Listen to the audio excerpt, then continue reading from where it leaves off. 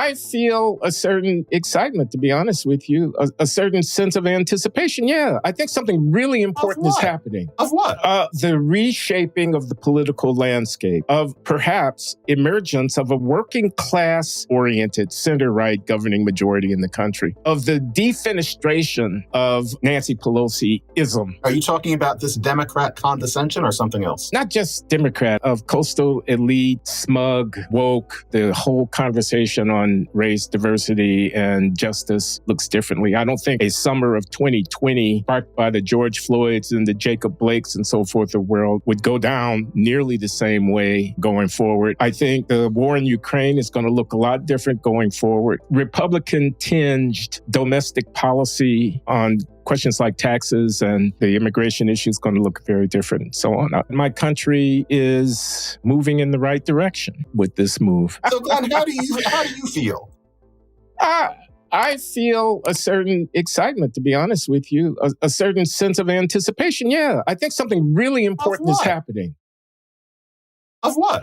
Of the reshaping of the political landscape, of the perhaps emergence of a working class center-right governing majority, working class oriented center-right governing majority in the country, of the defenestration of Nancy Pelosi-ism. You mean the condescension? Pardon? Are you talking about this Democrat condescension or something else?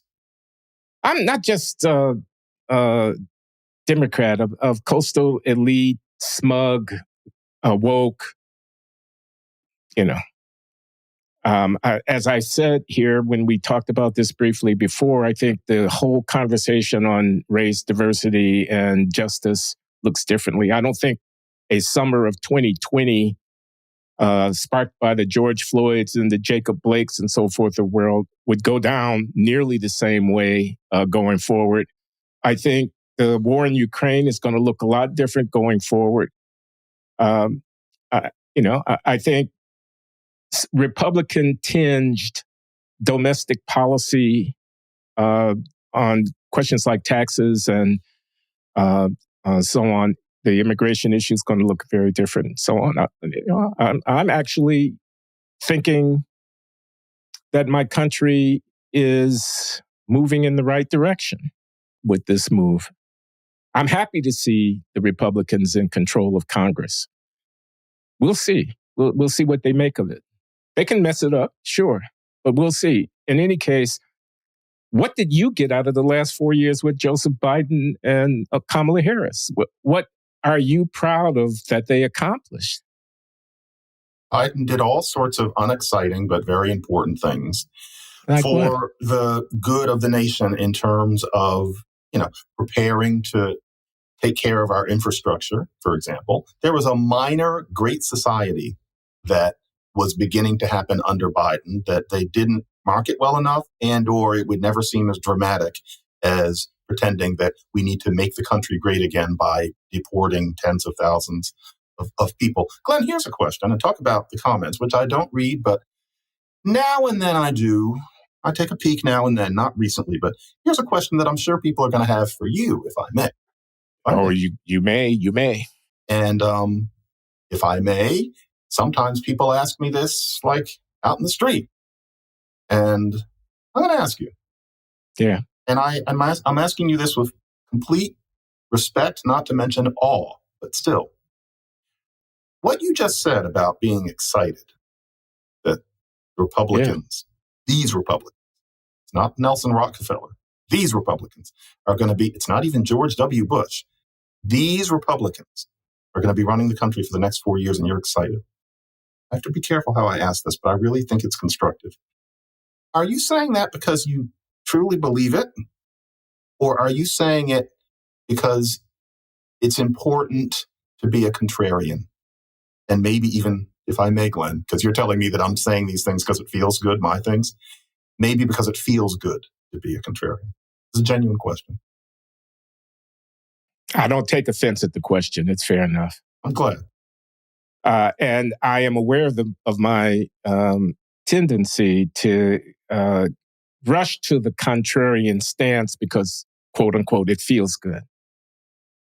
But I've had it up to here with the Democrats.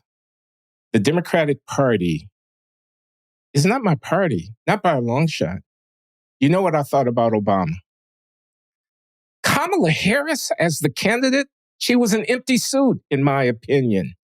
She was a DEI vice president appointed by Biden who promised the country he was going to make a black, and then elevated to the position of his replacement candidate by the force of the argument that you can't do that to a black woman since she's the natural person standing in line, and et cetera. I don't know where she came from. I resented her being foisted on us. I resented being lectured. I identify with the people, the populist spirit, that this insurgency, and that's what it is in my opinion, it's a political insurgency. It's broadly gauged. It's a lot of people, not the tiki torch burning, pointy hat wearing racist or whatever, and not the idiots and incompetents that you seem to want to trumpet. This is a broadly based grassroots insurgency of people who are tired with a certain kind of complacent, entitled presumption that the Obamas personified. Did you hear those speeches that they gave during the campaign? Those people have been sent packing, and I'm glad they've been sent packing. And I am viewing with a cautious anticipation the dawning of a new era in American politics. That's a good thing. It's Reagan-esque. Morning in America, 1980 2.0. And let's see what happens. But the ground is now fertile for something different to emerge. And I'm excited at the prospect that we're going to get a different kind of leadership and a different set of leaders, a governing class. I like J.D. Vance. I like him. He's the heir apparent. He's who you're going to have to face off against in 2028. He won't win. Did you see the Democrats? Yeah. Who are you going to put up against Gretchen Whitmer? There has to be Gavin Newsom? No, it would have to be somebody who comes out of nowhere like Obama did. And that's a challenge.